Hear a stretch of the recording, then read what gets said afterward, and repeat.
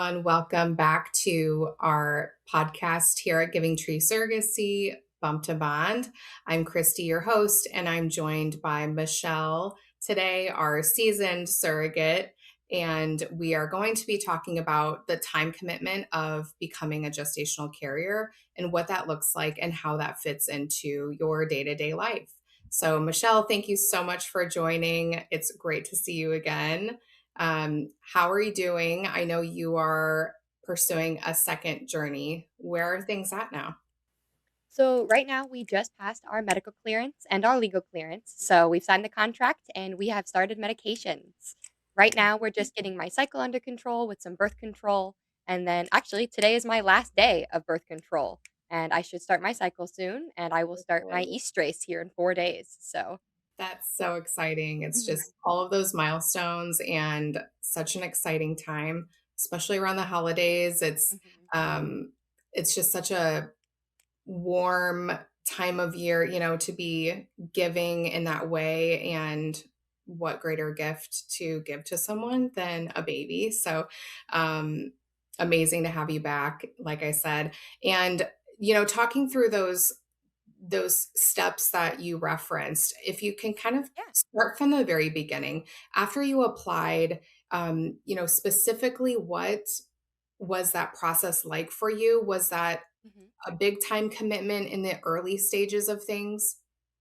So it's a lot of communication with your case manager. So after the first application process, you start matching with different intended parents and you get to review all their profiles and kind of make a selection onto who you think you would best work with. So you're talking back and forth with your case manager and yes, I'd like to meet with this person. What time frame is going to work for them? Because for me, I work with a lot of international couples. So our time zones are like Right, 13 hours apart. So we're trying to figure out, do we do it at 10 AM, 10 PM? What's gonna be convenient for right. them and convenient for me? So it's a lot of communication back and forth with them, trying to get something on the books so we can actually have like a face-to-face phone call like this, so we can get to know each other before committing to the process. So Yep, it's definitely a lot of emails, a lot of text messages, not right. too much where it like affects like my workflow or anything quite that early, but it's just a lot of communication. Mhm. So it would be good to have email that goes directly onto your phone so that you're Mhm. notified if you receive any type of correspondence from your team about, meeting, Mhm. You're any gonna text we're applying messages. very quickly. You're not gonna wanna let that sit in your inbox Right, for any amount of time because right, it happens so quickly, like, sometimes you can only meet once a week, so if you miss that window, you have to wait a full 7 days before you're able to do anything again. So it's right. really important to be responding as quickly as you can. Great. After you match and you are connected to your attorney to begin contracts, what does Mhm. that look like? Same type of, I think, commitment in responsiveness. When you're pulling in lots of different people and different parties, there are lots of schedules that are being coordinated and availability. So, what does it look like when you are connected to your attorney? What kind of time commitment is that? Yeah. So after you're first matched with your couple, there's the medical clearance process first. So for me, what that looks like is flying out of my home state of Missouri and going out to California for the medical clearance process. It's a Yeah. very fast trip, so, like, time-wise, it's not a lot, and the case manager handles a lot of it. They plan, like, the flight, the hotel, the travel time, I drive 3 hours to go to the nearest airport so I can fly out. Oh, So I wow. have the driving, then the flying, and then I stay overnight, and then the next day I finally have the doctor's appointment. And the appointment itself is only an hour, so it's just a lot of travel time to have that very important one-hour appointment so that they can check out your uterus, check out your body, make sure that you are a healthy candidate for surrogacy. Mhm. So that part, the medical clearance, is very quick. I think it's typically like within 24 to 36 hours. I know whether or not I'm Wow. cleared to be a surrogate. So it's very Yeah. fast, but it is a lot in that 36-hour period because of Right. all the travel and everything else.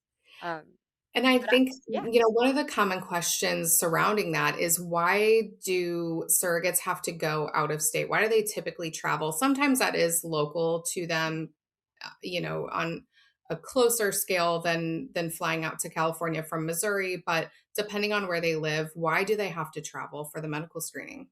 Mhm. So my clinic is based in California. So where my intended mother has her fertilized eggs is in California. So that's where her OB and her fertility clinic is. So I don't mind making the travel out there. I know there's some ladies who'd like to match with intended parents who have a clinic closer to them, or they already live in California, and that's pretty easy. Like Right. another intended parent that I almost matched with was in New York. So if I had matched with them instead, I would have been flying out to New York for that process.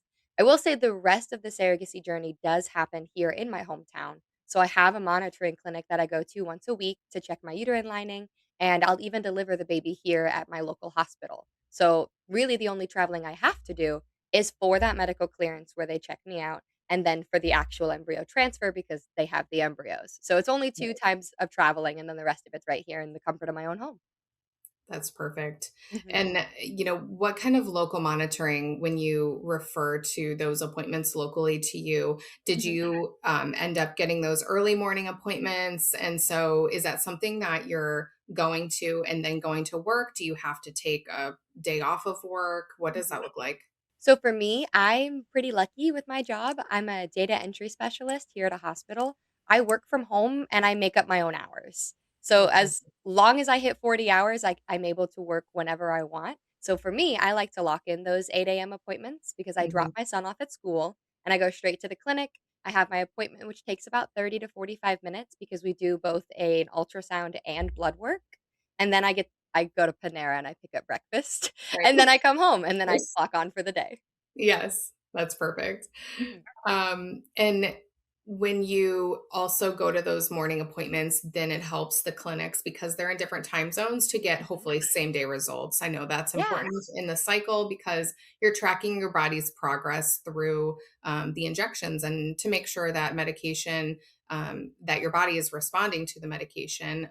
Otherwise, they could make adjustments to the meds, but those same day results are usually pretty important to the clinics. Yeah, so doing the 9 a.m. blood work is typically when it happens for me, so they get the results by 12 o'clock my time, so then they can send it over to California, they can examine those results as well as the ultrasound, and typically they have a response by 3 or 4 p.m. my time.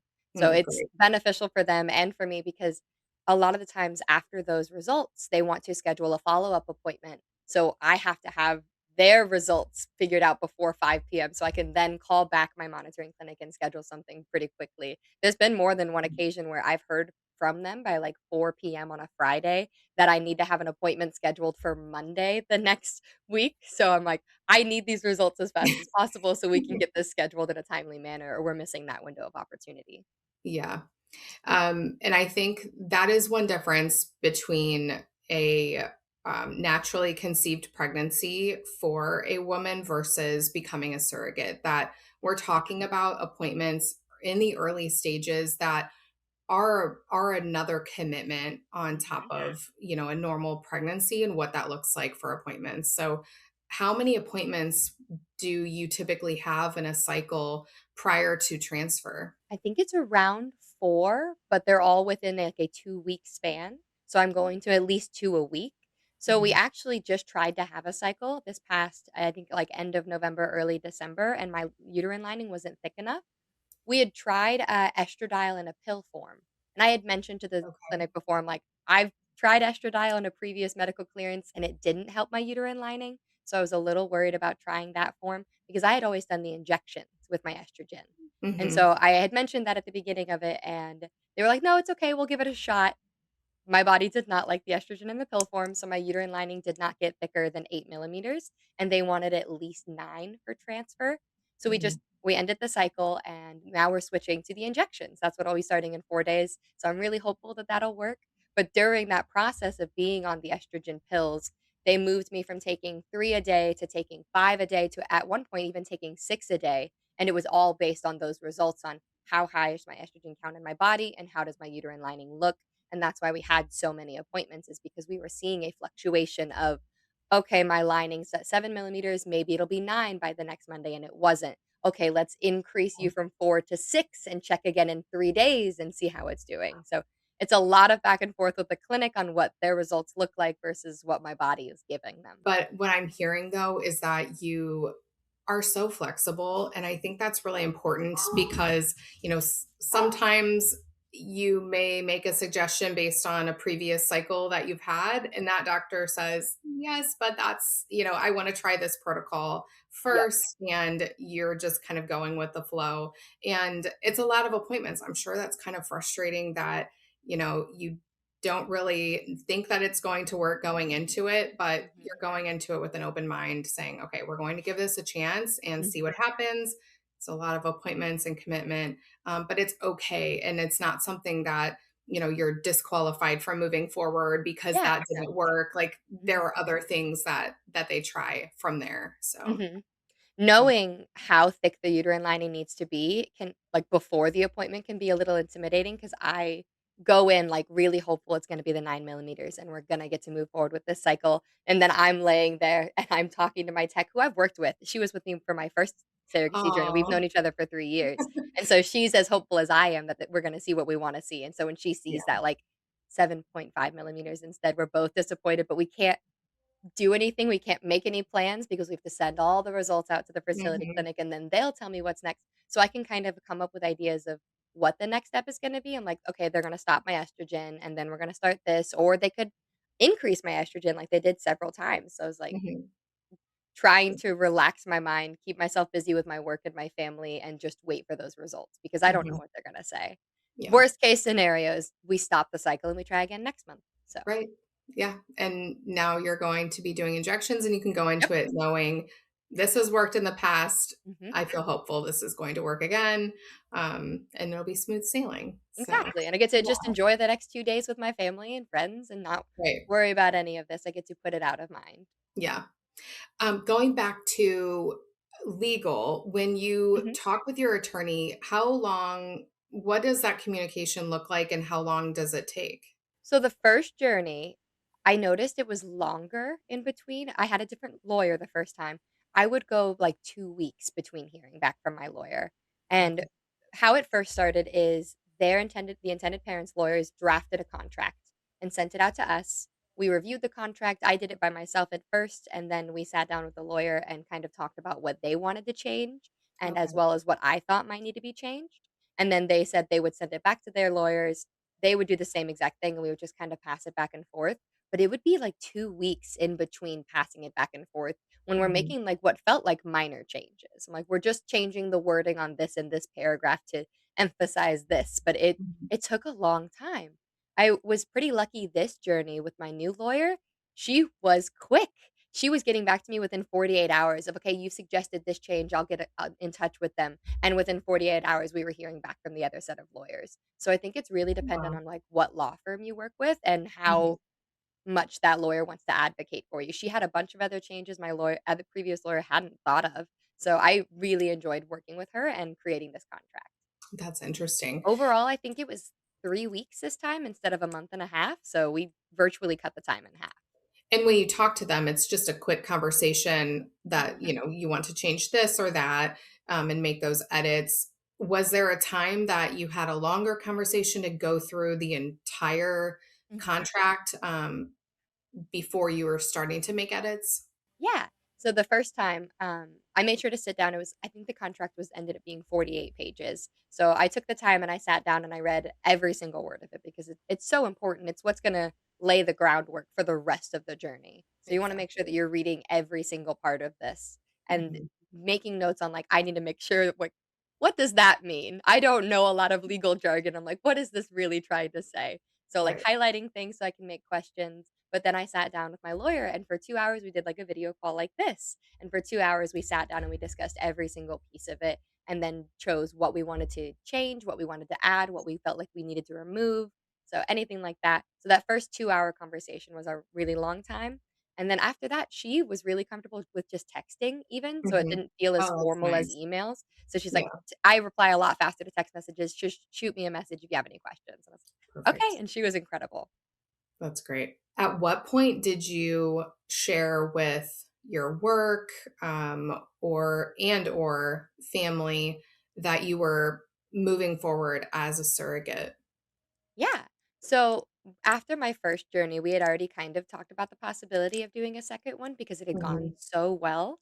I knew that for me, I would like to have another journey done before 2028, which is still several years away, so there's a huge time I think frame. you're good. Yeah. So exactly, I went into this with all the flexibility in the world. I'm like, "I am not rushed into doing this. I know that my body is gonna be changing. I had just had a baby, so it's gonna take a while to get through the application process." And so I had tossed the idea at my family. I'm like, "I'll be doing it again. I don't know when." There's a Yeah. lot that goes into it because you have the legal clearance and the medical clearance and matchmaking Mhm. and everything. So, I remember from my first journey, I applied in February and was pregnant by October. So that's like 8 months in Wow. between. So Yeah. it felt really fast, but that is still a decent chunk of change. Mhm. So I kind of went into it with the same idea. I'm like, I'm gonna apply and we'll see how long it takes. And I actually applied, I believe it was October of 2023. It was only about 3 months after having my last baby. And now it's December of 25 and I have not finished the journey.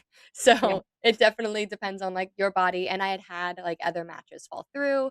We had had a failed transfer as well with a previous family. So things Mhm. happen and it just my family, like my mother, father, siblings, they sometimes ask about, like, how things are going, but they know once I am pregnant and we're actually moving forward with the reality of I am carrying another baby, they know that I'll reach out and talk to them. Because a lot of times they're like, "Hey, how's it going?" And if I try to explain to them, "Oh, my uterine lining wasn't thick enough, we're canceling the cycle and trying again," some of that goes, like, right over their head because 'cause they've never been a surrogate. So I Right. just give them, like, the short and sweet of it. I'm like, "I'm not pregnant right now, but soon." Yes. It's nice that they give you that space because it is a long commitment. It can be, a 2-year process from application to delivery, who Mhm. knows? And so it's nice because they give you that space knowing that when things pick up, it's usually really fast. And so you'll Yeah. have an update when you have an update and you don't Mhm. feel that pressure of, saying, to them if you're not ready to say, we had a failed transfer or I'm canceling this cycle and waiting for my cycle to start and trying again. So Ugh.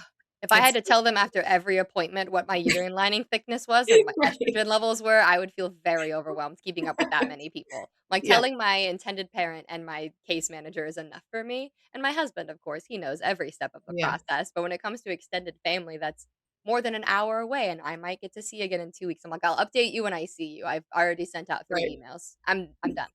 I'm done. Yes.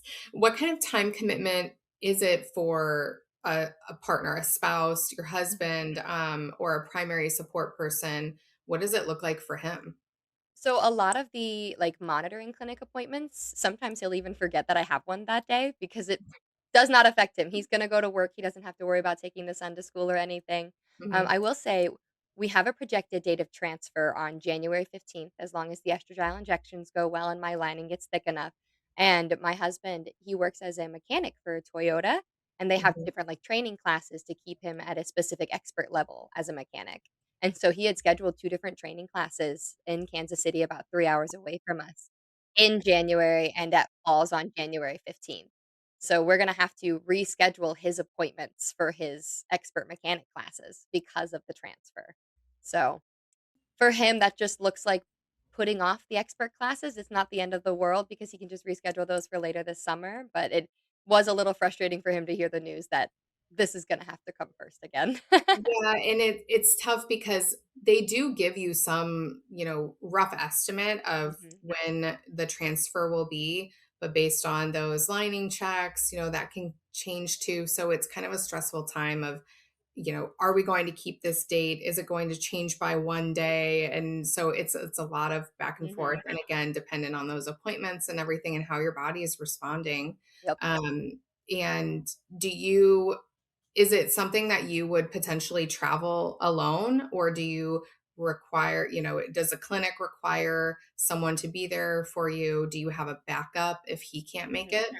Yeah, so you actually have to have a support person with you because after the transfer, you're not allowed to carry anything over 10 pounds, which your suitcase, your luggage, anything of that Right. nature is going to be more than 10 pounds. So I have my little sister. She lives in Kansas City. She has a full time job, but her job is also kind of flexible, like mine is. So if my husband is unable to make it, I do have her as a backup just in case. And she already lives Great. in Kansas City, so I would just drive up and we would fly out together from there. So it would work out if I needed to.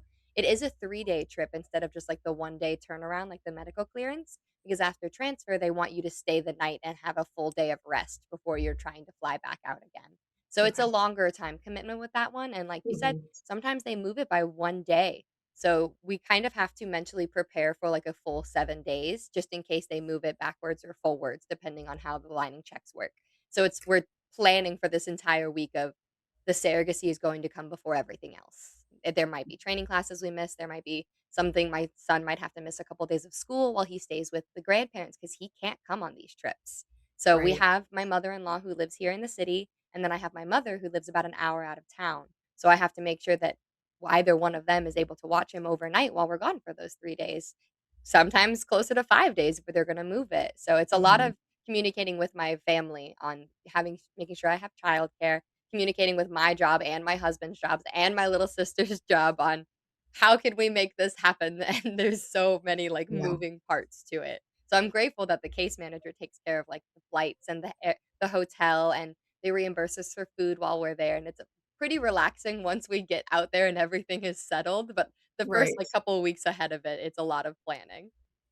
And how was it to leave your son? Was that the first time that you had left town, when for your first journey at least, when you went for your medical screening and had kind of an Mhm. overnight trip, was that the first time that you had left him?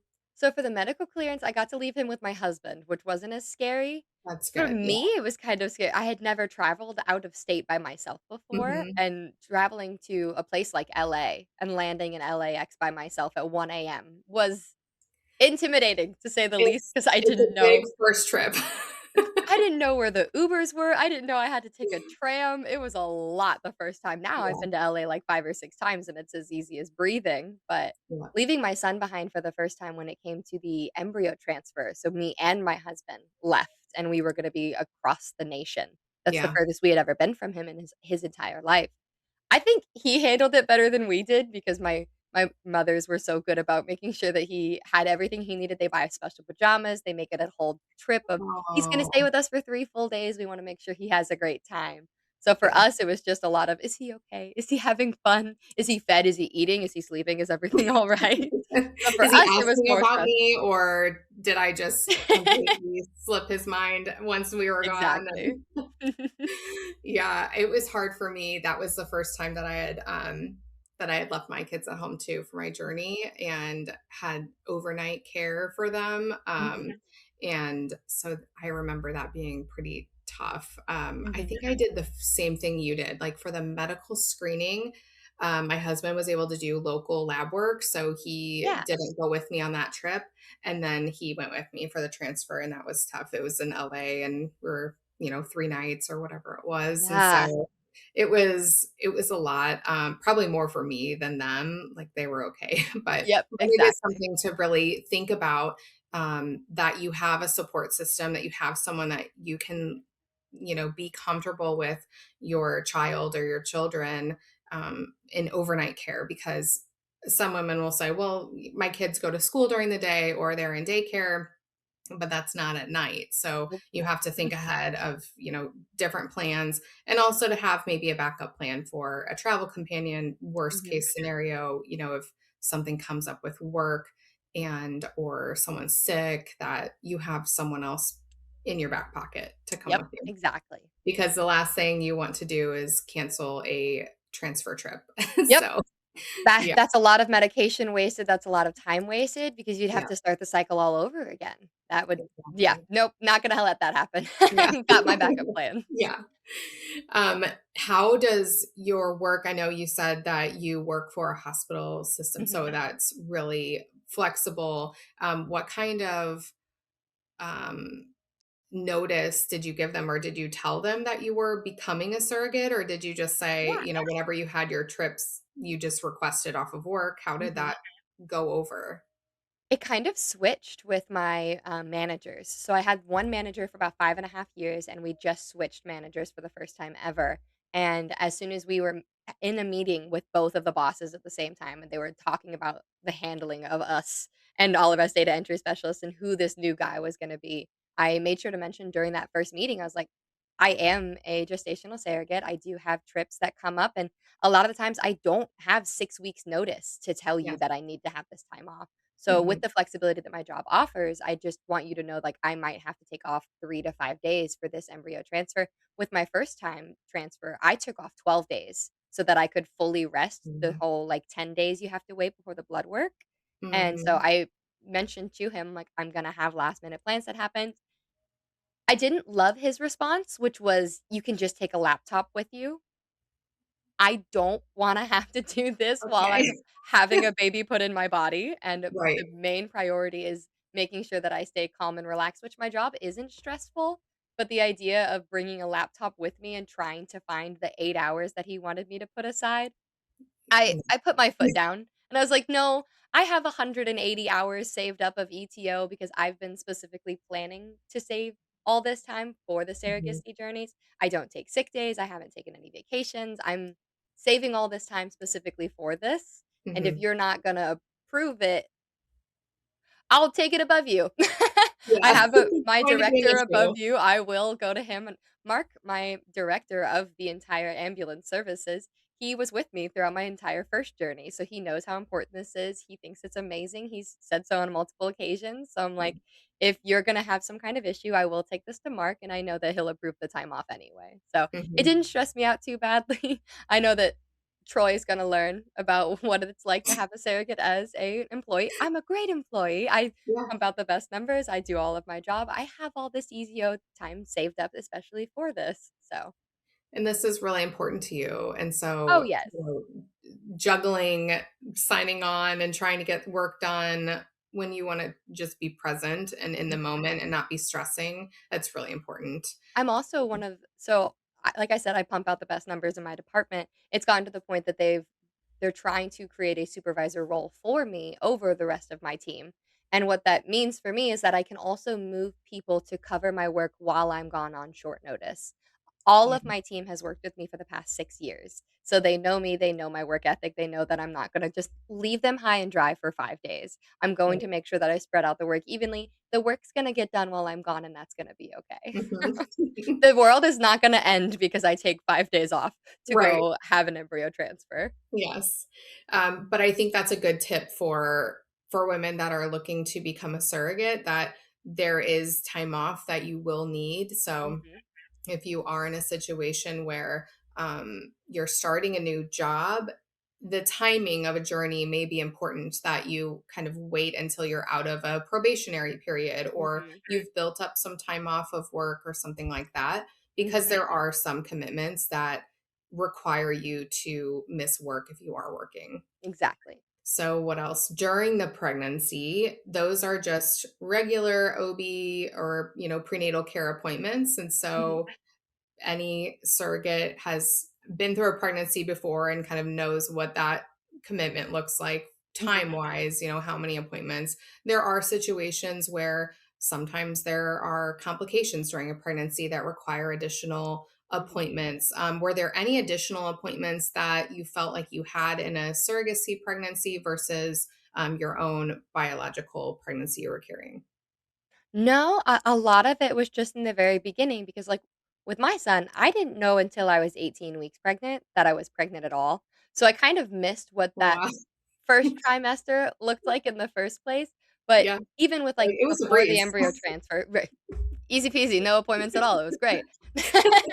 But, like, with the embryo transfer, I'm having 2 appointments a week, and even after the Yes. embryo transfer, you continue to have at least 1 a week. And Mhm. you stay working with that fertility clinic until you are 10 to 13 weeks into the pregnancy, and then after Mhm. that, you're switching to your actual OB. So, I didn't realize last time that it was gonna take at least 4 weeks to be seen by an OB after calling them. So, they told me by, like, week 12, they wanted me to have a scheduled appointment, so I called them at week 10, and they're like, "We Mhm. can't see you until week 14 now because we have a 4-week waiting period." There's Wow. so many people trying to get an appointment with this OB. So that was Mhm. stressful for me because 'cause I'm like, Can you call me if there's any openings at all? I'll make it work. I don't care if it's 2 in the afternoon, 8 in the morning, Yeah. I'll make it happen." But learning that curve when it comes to switching from the first trimester working solely with that fertility clinic to Mhm. then moving to your own OB for the rest of the 2nd and 3rd trimester, it just continues with the frequent appointments, sometimes 1 a week. And after the initial fertility clinic appointments, I feel like it does drop off and you switch to, like, once every 3 weeks, and it kind of becomes a regular pregnancy because you're not doing the shots anymore, you're not doing the Mhm. blood work to make sure everything's being absorbed the way it should be, and so it kind of feels more normal once you hit the 2nd trimester. Yeah. And then, of course, you hit the 3rd trimester where you start going every other week, and then once a Right. week, and then multiple times until baby is here. So you Yes. going that 2nd trimester is a really nice relaxing time, and Yeah, I before that 3rd remember, trimester hits. you saying that about the injections where at first I was just kind of naive to the process and didn't think Yeah. that the injections would continue after the transfer, but that's actually not the case. And Nope. you do continue those until you're released to your OB, and it's typically Mhm. around the 10 to 12-week mark, depending on the Mhm. clinic's requirements. And so, yeah, those injections continue. You're getting blood work typically. There's the ultrasound that Mhm. confirms heartbeat around 6 weeks. And then I think it's just pretty much lab work from there. I Mhm. don't remember having another ultrasound besides that first one. Did you have a I second don't one? think so. I think we got the heartbeat and they were like, "Okay, pregnancy is confirmed. We can just move forward with just the blood work from there to make sure that I Yeah. was still taking in and absorbing that progesterone and estrogen." Because the shots did continue until what, 10 weeks. I kept track of how many shots. It was a total of 78 over the course of like 10 weeks. So that's a lot of injection. Yeah. Yeah, another reference of why you don't want anything to happen with your transfer trip or anything so that you're not starting over, and also just kudos to women that do have to complete multiple Mhm. rounds in order to achieve pregnancy. Yep. It's a lot of injections, something you need to be comfortable with needles. Did you do your own injections? My husband is a scaredy cat of needles. He tried 3 times, bless his heart. So he did 3 of the 78, I did the other 75. He would get scared right as he would make contact with my skin. So he Yeah. would puncture and then pull out. I'm like, "That You're like, now he's "We're gotta not change the trying that needle anymore." and start all over again." So I just got really comfortable doing it myself. It was a Yeah, little awkward at first because the injection site is, like, right above your butt cheek on your hip. So it was yeah. a lot of bending. I would do stretches before I did it, especially on my left side because it is an awkward angle. But I feel like after about 2 weeks of doing my own shots every day, I got really good at it. Mhm. So going into the 2nd journey, I have not even asked him if he was willing to try again. I've just mentally prepared myself to do it Yeah. all over again. Did you get those knots in your, like, in your muscles? I feel Yeah. like those lingered for me for a long time, and luckily, I only had to do 1 cycle, Mhm. but I felt like I had knots for months Yeah. after. Yeah, it definitely took a long time for that medicine to, like, fully disperse out of it. Yeah. I feel like I had a really good routine, at least. So, like, I was warming the progesterone inside the vial before doing the injection to kind of help thin it out, and then I also wore a heating pad for at least 45 minutes after the injection, and I would just Mm, wrap it around my waist. I also learned, like, what to do and not to do because I originally was like, "I'll do the shot and then I'll go lay down in bed." That led to way bigger knots. I don't know if it helped, like, the medicine localize or pool in one position, but I realized maybe. laying down after the shot was not the right move, and that sitting up with a heating pad was the best way for it to fully disperse. So, like, I had a whole routine down Yeah. after getting those shots. Like, I was doing them so frequently. I'm like, "This is the best play for me to avoid those knots and avoid the bruising and the discomfort that comes along with it." Yeah. Wow, that's nice that it sounds like the next time around, you kinda learn some tips and tricks and I'm fully prepared. yeah, exactly. And those are all at home. You're following a calendar that the Mhm, clinic provides to you, so it tells you exactly what to do, when to mhm, do it. So there's not really a big time commitment. You don't have to go into a clinic for these mhm. injections. It's all at home. So it's pretty quick unless it takes you a while to build up the courage. So Yeah. there's no guarantee that that won't take a while, but otherwise, outside of building up courage, it's pretty quick. Yep, 5 minutes or less. You just make sure to always take a photo of it. There's definitely been more than one occasion that I would get the injection and I would get ready to stab myself, and I'm like, "I have to take a photo. I gotta tell my clinic that I'm doing this," because my case manager, they requested, photos of every medication that you take, including the Oh, shots, And so I even had a Post-it note, and I would write the date, the amount of the medicine that I'm doing, and as well as the shot number. That's how I kept track of all of them, as I would write, like, shot number 17, shot number 18, and I would write what medicine I was doing, Interesting. and I would line it all up with, like, my Band-Aids and my Kleenexes and the shot and the photo and take a picture to send it to my case manager. But that was a big part of it, was making sure I got that picture before I did the shot. Yes. Yeah, that's interesting. So there is some communication going on even through the cycle with your clinic, with your case manager, just confirming that you're completing what you're saying you're Yeah. completing. So Even now, that's good to just on know. birth control, I'm taking photo of my birth control every day before I take it. Interesting. Yeah, Mhm. that's great to know. Um, so when you first told your son that you were going to become a surrogate, can you kind of tell the listeners what that was like? How did you word it and what was his Mhm. reaction? So let's see. I had the baby in 2023. So he would have been 6 by the time baby was born. So he was probably around, I think, a little younger than 5. So it was right before he turned 5 is when I told him that I was going to be having another baby, which Yeah. he knew we were one and done. He knew he was never going to have a sibling because after I had him, I was already on that train of thought of I don't want any more children for myself. And that's kind of Mhm. what led me to being a surrogate is I knew that I had a healthy body and I would be capable of carrying another child. I just personally didn't want a larger family than this. And so when I first told him, he was a little afraid that it meant he was getting a sibling. So "You're gonna have a ba Who also we was on the one and talked done about train. this. Hold on." I was like, "No, wait.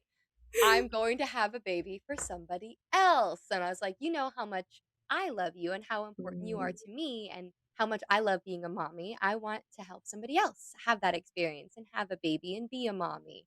And he was immediately on board. He's like, "That's awesome. You're a great mommy. You'll be a great surrogate. Like, this is gonna be perfect." I was like, that's "Okay." so This does sweet. mean, like, appointments. I am gonna be pregnant. So, like, I remember with my son, I slept a lot in the 3rd trimester. When you hit Mm, 3rd trimester and you're carrying all that extra weight and you have all those extra hormones in your body, I napped a lot. So that was a big conversation that I had in the very beginning. I was like, when I am huge, I'm gonna wanna nap more often. I think maybe we just come up with like a list of movies that you would like to watch. And this can be multiple films. I know Home Alone has like 7 of them. We could watch all 7 Home yes. Alones.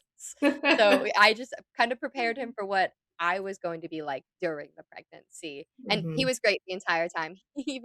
He is very aware of his surroundings and what's going on. Children listen more than we think they do, and so mhm. he got kind of on track of when is the next payment coming in even, so he would time his requests. He's like, "Hey, it's been a while since you bought me anything on Fortnite, and I know we just got baby money. Can Yeah, I get I need a money on new skin. Fortnite?" Yeah. So, like, that was a pretty big part for him. He's like, "I know it's the 5th of the month, and I haven't gotten anything recently. Can I spend some of That's that so money?" So, funny. he's a as he's older, I mean, he's 8 now, he'll be 9 throughout this entire next surrogacy. He's gonna be very well aware of what this is like, both financially for us as well as how I'm going to act. Even, like, starting the cycle and doing the estradiol pills definitely changed me hormonally, and so Mhm, I had to remind myself to take more deep breaths because I didn't want my hormones to, like, affect my mood changes. I didn't wanna mhm, react too angrily when he did things wrong. Children make mistakes, so for yeah. me, I knew to take more deep breaths, but he also knew. He's like, "Mom's on a lot of medication right now. Maybe I Mhm. settle down and I go play in my room instead of A out little here." grace, but I'm Yes. also, again, waiting for another, Fortnite gift card Yep, or, like, something like exactly. He's like, that. "I can suffer with mom's mood swings if it means I get some Robux." So Yes. he's definitely learned what it's like to have a surrogate for a mother. Yeah, I love that. That is funny. Is there anything that you, specifically how you specifically approached it with your family? They know you best, and so I think, you had mentioned already that you were one and done from the get-go, so they knew that. Did they kind of expect this? I think my mom might have because she is another reason I was even thinking about the process is she had 5 children, and so did both of the grandmothers on that side of the family, so Oh my we gosh. are very good womb havers, we make Yes. good babies, so I feel like when I brought it up to her, she's like, "That makes sense. It makes sense Mhm. that you would be a surrogate because you do have such a healthy body and a healthy family history of having Yes. children." For my mother-in-law, she was very surprised and almost a little angry because she did want more grandchildren. So when Mm, I told her that I was going to be helping somebody else grow their family instead of growing my own, it kind of almost pushed her to asking for more grandchildren more frequently. She's like, "So after the surrogacy journey, if it goes well, maybe another grandchild?" mm. No. No, that's not I'm how it works. We've talked about this. I'm still one and done, and so she'll like, I even just saw her this past weekend for the holidays, and she's like, "So how's the surrogacy going? Are you still, like, gonna do that, or are you thinking about anything for your son? Like, are we gonna have another little boy or little girl running?" I'm like, "Nope." We even saw this beautiful family having photos done with Santa, and they had 2 twin little girls, and I was just smiling at the kids, and she looks at me, and she's like, "Are you looking at the twins, which one you would take because you want a daughter?" That's a weird No, thing to say. that's Nope. that's not I want them happening. to have their twins. I feel like for her, with carrying this other baby, I think she thinks that I'm gonna have this, like, maternal instinct with the child as Mm. well, and, That like, it will, want like, trigger that in you that you Yeah. actually are making a mistake and you need another child of your own? For her, it when it comes to, like, a surrogate caring for another family, she thinks that I'm gonna have this, like, longing for the child that I carried. I've already been through the journey once. I Mm, did not want that baby after I had it. I was like, "I'm so happy that I was able to give you a child and to help you start your family." And I had no resentment or feeling of I wanting to keep that child. And for her, I mhm. don't think she would have made a very good surrogate, so I'm glad that it was nothing that she ever tried because I do Right. think she have that commitment issue. And so for her, she thinks that I'm gonna get pregnant and want to keep a child. It Yeah. That's just not It's how it works for me. it's not for everyone, some people cannot wrap their mind around, or let go of the thought of, "This surrogate is giving away a baby, and she's going Yeah. to feel so sad," or the effect on the baby. I've heard that recently too, where Uh, people have been talking about, any negative impacts on the baby that they were yeah. given away and it the That baby weird. doesn't know. That baby's happy to No. be with their parents. It's Right. so silly. Yeah, it is. It really is. I think some people just cannot get to that place in their Mhm. mind. Um, so yeah, it's not for everyone. It sounds like she has accepted it to the best of her ability at this Mhm. point, would you Yes. say? Yeah. Well, I hope that she continues to kind of lean into that and, Mhm. um, I and have especially for plenty of other you. friends and family that support me in the ways that I need, so it Yeah. kinda just feels like I support her in the ways that she needs. I just Mm, gently remind her that I'm very happy with the one son that I have and her one grandchild, yes. and that she does have another son that could also be giving her children. Maybe give him Right. a phone call, see how they're Let's doing. push the focus elsewhere then. They just got married a year and a half ago, so I'm like, "Now's the time for you It's to their shift turn. focus." Like, Yeah. "I'm gonna be actively pregnant with somebody else's baby. Let's stop asking me when I'm gonna be pregnant with my own." Right, right. And then for after delivery, what's the recovery process look like, especially when it comes to time commitment? How much time do you take off of work? And what does the time commitment look like for your family, for your husband, your son? Mhm. I felt selfish after having the baby and then not having a baby to take care of during the recovery Mm, process. So initially, I had only planned on taking about 4 or 5 weeks off of work instead of the full 6. mm, I did have a minor medical issue. So, like, I had had some retained placenta, and so we had to have a D&C done about 3 weeks mhm, after delivery to remove the rest of that.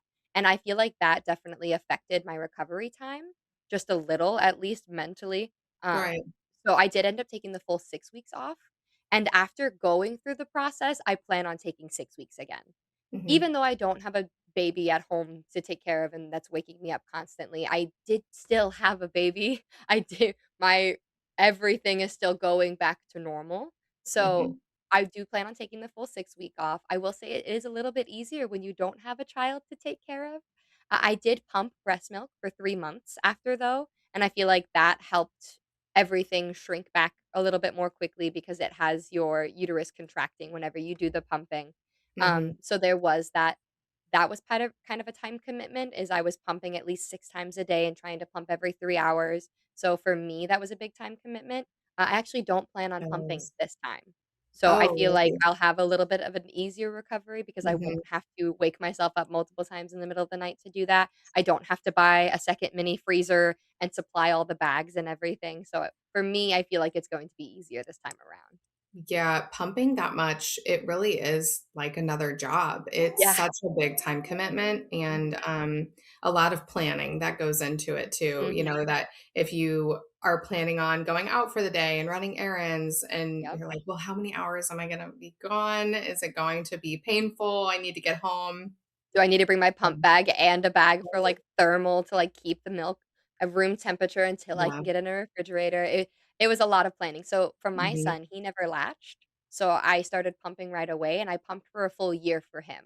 And it Wow. felt different pumping for a baby that I didn't have, especially because, Mm. my baby at the time, the intended parent's child, was going back to another country. So I wasn't even pumping for the surrogate baby, actually. I was pumping for a company called NICU. So it was very rewarding for both my body and I know for the NICU babies as well, but I definitely did not feel like I was going to do it for a full year. I think I had Yes. originally wanted to try for 6 months, but after 3, I was tired. I was done. I was like, "This is what I have to give, and I'm all Mhm. done now." So Yeah, and that's okay. That's completely okay, Mhm, and, you know, we have surrogates that don't pump at all. We have surrogates that pump for a year, 3 months, 6 weeks. It is no matter what they land on, it's mhm, okay, and it's just whatever is best for them, and mhm. for me, I really did feel like, although it may have helped me physically, I did not want to start pumping after the twins because I was really ready to get back to my life and just Yeah. a little bit of normalcy, and Mhm. that's already a recovery in and of itself because even though you're not taking care of the baby or the babies, your body still went through all of the things, and Yep. so it's there's a recovery period, and Yeah. it was easier for me after I had them, that I didn't have a newborn that I was waking up with. So the Yeah. sleep, I think, really helps you to heal, but hormones are still fluctuating and trying Mhm. to get back to normal, and, Still have a physically. plate-sized wound inside of Yes. you. Yeah. I would say that, that was my biggest struggle period after having them, because I physically looked like I carried twins Yeah, because I did, you did. and I didn't have them with me, Mhm. so I felt very strange being out with my kids, and they were older, they were, like, I guess 6 and 3 when I delivered, and so I was like, "Oh my gosh, I really beat myself up about that," and Yeah. looking back, like, that was I wish that I was gentler on myself, and I tell surrogates, and people that are looking to become a surrogate to Mhm. that same advice, like, be gentle on yourself, give Yeah. yourself grace because it is a challenging time of transitioning back to, "Am I doing another journey? Am Yep. I just closing the books on I have that?" It's tough. 3 wardrobes in my bedroom right now because I have, like, my Yeah, current wardrobe and then the actual pregnancy wardrobe and then yeah, the wardrobe for after because you don't just bounce back, like, even after the 6-week recovery period that you take to get your body a little bit back to normal, you're yeah. not gonna be wearing the pants again 6 weeks No. after that. So, like, I remember I took, like, photos to, like, keep track of how long until I felt normal again, and, for me, Yes. it's anywhere between 9 months to a year Yeah, of, like, just regularly eating, exercising again, but not beating yourself because you did just carry a baby. You might yeah. not have the baby here to prove it, but you did. Your Right. body went through that, and I remember, like, 3, 4 months after having the surrogacy baby, I'm like, "I can't believe I'm still not fitting into these summer shorts," and I, again, was a little meaner to myself than I should have been, like you said. So definitely Mhm. gonna remember that it takes more than 3 months to get back Yes. into your summer shorts, and that's okay, that's normal to feel Yeah. that way. So giving myself more time to recover. Yes, and I think the commitment and the time that the journey takes leading up to it, you've Mhm, spent your last year and a half or more mhm, talking about this journey, updating people all the time, mhm. and that was your life. It's Yeah, truly the main focus, and everything else really does take a back seat, and mhm. so transitioning into what normal life looks like again for you, coming out Mhm. of that intense amount of commitment is can be a challenge for people. It Yeah. was for me, for sure. Mhm. It definitely feels that way. I feel like that was one reason why I held on to pumping for so long. It was like, "This is my normal now, is doing Yeah. these journeys, talking to other people, providing for other people." So then I Mhm. did the pumping for 3 months, and after that was done, I was like, now what? Yeah. I just go back to just being a mom and just being a data entry specialist, and my time isn't taken up by all of this other things going on. So, Yeah. I think that's what kind of why I was able to, like, turn kind of a harsh eye on my body image because I'm like, "Now what do I focus on? I'm gonna focus on getting back into shape and bouncing back, quote, unquote," which is not how I should have taken it at all, and I know that Yeah. now. So I'm excited for this next journey and giving myself that grace that I should have the first time. Yeah, and when you say just a mom or just a wife or, all of the justs, and Mhm. that's really not fair to ourselves to say that, because that is enough. And but I think where that comes from specifically for surrogates is that you are giving to someone else, and so Mhm. it feels very satisfying for someone that has a lot of empathy for Mhm. others, and you feel like you can really make a difference. And then when it's just you living your Yeah. life, like, that's not as impactful or something like that. You're not Yeah. making as big of an impact on your Mhm. your life or your family's life. Mhm. But that's not true, because it doesn't take away from the experience that you just went through and the lives that you've changed. We've talked about on this podcast before the ripple effect of Yeah. surrogacy for the grandparents that wouldn't have become grandparents without your help in their grandchild being here, Mhm. and even the effect on our children and our spouses. So it really is such a huge impact. But yeah, just a reminder to everyone to give themselves grace, Mhm. because it's such a huge monumental thing to accomplish in your life. Yes, absolutely. Yeah. And you get to do it again soon. Yeah, I It's know, 4 days, exciting. I start on I can't believe I was just talking to my case manager, she's like, "Do you have any questions?" And I pulled up the calendar and I was like, "Oh, yeah, I'm starting shots in 4 days. Yeah. Holy cow, we're" 'cause I knew we were waiting until after the holidays. I didn't realize it was 2 days after the holidays. I knew that we were doing the embryo Yeah. transfer in January, like, January 15th is the projected date, and I guess I hadn't, like, mentally locked in on, that means Yeah. 2 days after Christmas, we're starting injections.